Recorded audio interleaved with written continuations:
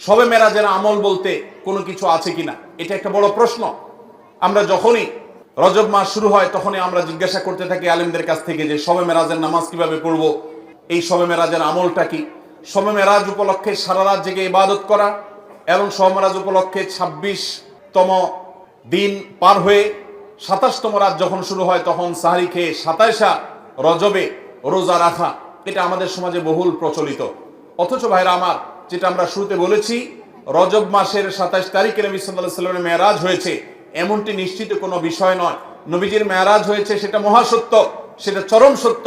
সেটা কি রজবে হয়েছে, না জমাদাল, নাকি সেটা রবিউল আউয়ালে হয়েছে, নাকি রমাদানে হয়েছে, নাকি শাওয়ালে হয়েছে, 15-16টি মত আছে ইতিহাসবিদদের। যদি ধরেও নেই আমরা রজবের এই 27 তারিখেই হয়েছে, যেমন কোন কোন ইমামগণ বলেছেন, সে আলোকে যদি আমরা ধরেও নেই, তারপর আমরা বলবো নবী সাল্লাল্লাহু আলাইহি সাল্লামের মেরাজ হয়েছে হিজরতেরও আগে। এরপর নবী সাল্লাল্লাহু আলাইহি সাল্লাম প্রায় 11 বছর বেঁচে ছিলেন। এই পুরো সময় জুড়ে কখনো তিনি মেরাজ দিবস, মেরাজ রজনী উদযাপন এটা তিনি কখনো করেছেন বলে কোনো জাল বা জয়ীফ হাদিসে পর্যন্ত বর্ণিত হয়নি। বিধায় মেরাজের এই ঘটনার পুনরাবৃত্তি বা এই ইতিহাস, ওই তারিখটার পুনরাবৃত্তিকে আপনার কেন্দ্র করে প্রতি বছর একটা বিশেষ দিনকে শবে মেরাজ উদযাপন করা, রাতভর বিশেষভাবে ইবাদত করা, দিনভর বিশেষ গুরুত্ব দিয়ে রোজা রাখার কথা বিশুদ্ধ কোনো হাদিস দ্বারা প্রমাণিত নয়। আমরা শুধুমাত্র মেরাজের বিষয় থেকে শিক্ষা গ্রহণ করব, মেরাজ থেকে আনিত নামাজটা আমরা আদায় করব। এর বাইরে এই তারিখকে কেন্দ্র করে রাতভর ইবাদত আপনি অন্য সময় করতে চাইলে এই মাসেও করেন, এই রাতেও করেন, অন্য সময় নফল নামাজ পড়েন, আপনি এই দিনে নফল নামাজ পড়ার নিষেধ নেই। কিন্তু মেরাজকে কেন্দ্র করে কোনো নামাজ, মেরাজকে কেন্দ্র করে কোনো রোজা, এটা কোনো বিশুদ্ধ হাদিস দ্বারা বর্ণিত হয় নাই। অনেকে এই রজব মাসে বিশেষ উমরা করেন, যেটাকে উমরায়ে রজবিয়া বলে। এটা বিশেষ ফজিলতের কথা মানুষ নিজেরা অনেকে বানিয়ে নিয়েছে, অথচ এটিও কোনো বিশুদ্ধ হাদিস দ্বারা বর্ণিত হয়নি। অনেকে 27 রজবে সালাতুল রাগায়েব নামে বিশেষ প্রক্রিয়া, বিশেষ নামাজ পড়ে, এটাও কোনো হাদিস দ্বারা বর্ণিত হয় নাই। আল্লাহ কোরআনে বলেছেন, মা আতাকুমুর রাসূলু ফাখুযু ওয়া মা নাহাকুম আনহু ফান্তাহু, তোমাদেরকে রাসূল যা দিয়েছেন সেটা আঁকড়ে ধরো, যা নিষেধ করেছেন সেটা থেকে তোমরা বেঁচে থাকো। মন গড়া কোনো আমল করলে সওয়াব তো হবেই না, উল্টা বরং গুনাহ হবে। আমাদের সমাজে অনেক মানুষ আছেন যারা আজকাল এই সমস্ত কথা শুনলে বলেন যে এটা নাই সেটা নাই, কিছু লোক বাইরে হয়েছে, এটা নাই সেটা নাই শুধু বলে।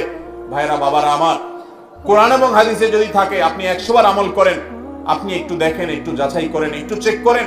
কোরআন হাদিস অনুবাদ হয়ে গেছে, কোনো বই পুস্তক নয়, হয় কোরআনে, আল্লাহর নবী করিম সাল্লাল্লাহু আলাইহি ওয়াসাল্লামের কোনো হাদিসে। ইসলাম ফাউন্ডেশন প্রায় সবগুলো বই অনুবাদ করেছে, বড় বড় প্রসিদ্ধ হাদিস গ্রন্থগুলো। আপনি চেক করে দেখেন যে মেরাজের রাতকে কেন্দ্র করে, মেরাজের দিনকে, দিবসকে কেন্দ্র করে কোনো আমল সাহাবায়ে কেরাম করেছে কিনা, নবী সাল্লাল্লাহু আলাইহি ওয়াসাল্লাম করেছে কিনা। তিনি যদি করে আপনি কেন করবেন না? আর যদি তিনি না করেন তো মনে রাখবেন, দেখতে মনে হয় নামাজ ভালো জিনিসই তো, আবার এখানে বাধা কেন? অনেকে বলেও যে রাত্রে মানুষ নামাজ পড়বে, চুরি তো করবে না, গান তো শুনবে না, তাহলে কিছু হুজুররা বাধা কেন দেয়? ভাইরা আমার, নামাজ আপনি পড়েন, এটাতে কোনো সমস্যা নেই, কিন্তু এই রাতে কোরআন হাদিসের নির্দেশ, ইসলামের নির্দেশ মনে করে যদি কোনো কাজ করেন, অথচ ইসলাম আপনাকে নির্দেশ করে নাই, তাহলে সেটা হলো মন গড়া আমল। মন গড়া আমলকে বলা হয় বিদআত, আর বিদআত হলো গোমরাহি, ভ্রষ্টতা। ওয়া কুল্লু দালালাতিন ফিন্নার, আর নবীজি বলেছেন সকল ভ্রষ্টতার ঠিকানা কোথায়? জাহান্নাম। আমরা যখন খেতে চাষ করি, চাষ করলে শুধুমাত্র যখন আপনি ধানের গাছ লাগান, শুধু ধান গাছ হয় না সাথে আগাছাও হয়? আগাছা দেখতে ধানের মতো না? আমরা কি সে আগাছাগুলো রেখে দেই নাকি আস্তে আস্তে তুলে ফেলে দেই? যদি কেউ মনে করে আরে ধান গাছ তো অল্প একটু জায়গাতে আছে, আগাছা আগাছার জায়গায় হয়েছে, সমস্যা কি? এই বেচারাকে তুলে কেন মেরে ফেলতে হবে? থাকুক না, ধান গাছও থাকুক, ওইটাও থাকুক, তাহলে ধানের ফসলের ফলন ভালো হবে। আপনার ঈমান এবং আমলের ফলন যদি ভালো হতে হয়, তাহলে বিদআত এবং মন গড়া আমল এগুলো থেকে নিজেকে সরাতে হবে। আপনি এমনি নিজে থেকে নফল আমল করেন, সেটা ভিন্ন কথা, কিন্তু বিশেষ কোন দিবসে কোরআন হাদিসে আছে বা ইসলামের নির্দেশ মনে করে, বিশেষ ফজিলত মনে করে যখন করবেন, তখন সেটা বিদআতে পর্যবসিত হবে। অতএব মেরাজ এটাকে উদযাপন নয়, আসুন মেরাজকে উপলব্ধি করার চেষ্টা করি। মেরাজকে ঘটা করে পালন করা নয়, বরং মেরাজের শিক্ষাগুলো দিয়ে আমাদের জীবনকে আমরা সাজাবার চেষ্টা করি। চেষ্টা করবো তো ইনশাআল্লাহ। আল্লাহ রাব্বুল আলামিন আমাদের সবাইকে মেরাজের এই গুরুত্ব বুঝার তৌফিক দান করুন। এই মেরাজের অন্যতম বড় শিক্ষা হলো আমাদের প্রিয় নবী সাল্লাল্লাহু আলাইহি ওয়াসাল্লামের মর্যাদা কত বেশি। এই মেরাজ থেকে আমরা উপলব্ধি করার সুযোগ পাই, কারণ তিনি তার হাবিবকে ডেকে নিয়ে গেছেন এবং অন্য নবীদের সাথে সাক্ষাৎ করিয়েছেন, নবী এবং রাসূলদের ইমামতি করিয়েছেন। এতগুলো বিষয় দিয়ে আল্লাহ তাআলা প্রমাণ করেছেন তার হাবিবের মর্যাদা কত বেশি। সেই সাথে মসজিদে আকসা এবং বাইতুল মাকদিসের যে মর্যাদা অনেক বেশি, সেটাও কিন্তু এই মেরাজের ঘটনা থেকে বোঝা যায় যে আল্লাহর হাবিবকে আল্লাহ তাআলা সেখানে প্রথমে নিয়ে গেছেন এবং বলেছেন কোরআনে যে তার চতুর্পাশে আল্লাহ তাআলা বারাকা দিয়েছেন। অতএব আমরা মেরাজের এই সকল শিক্ষাগুলো আমরা অর্জন করার চেষ্টা করব তো ইনশাআল্লাহ, এই শিক্ষাগুলো ধারণ করব তো আমরা ইনশাআল্লাহ।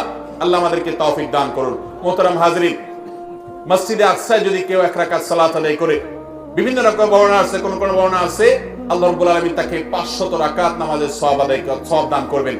বহু নবী রাসূলগণ যে মসজিদের ইমাম ছিলেন, মুয়াজ্জিন ছিলেন, মুক্তাদি ছিলেন, সেই মসজিদে আল্লাহ রাব্বুল আলামিন জীবন মৃত্যুর আগে আমাদেরকে একবার হলেও যাওয়ার তৌফিক দান করুন। অভিশপ্ত ইহুদিদের হাত থেকে দখল মুক্ত করে এই মসজিদকে মুসলমানদের অধীনে এনে মুসলমানদেরকে গোটা পৃথিবী থেকে যাওয়ার তৌফিক আল্লাহ তাআলা দান করুন। সবার চেষ্টা করব তো ইনশাআল্লাহ।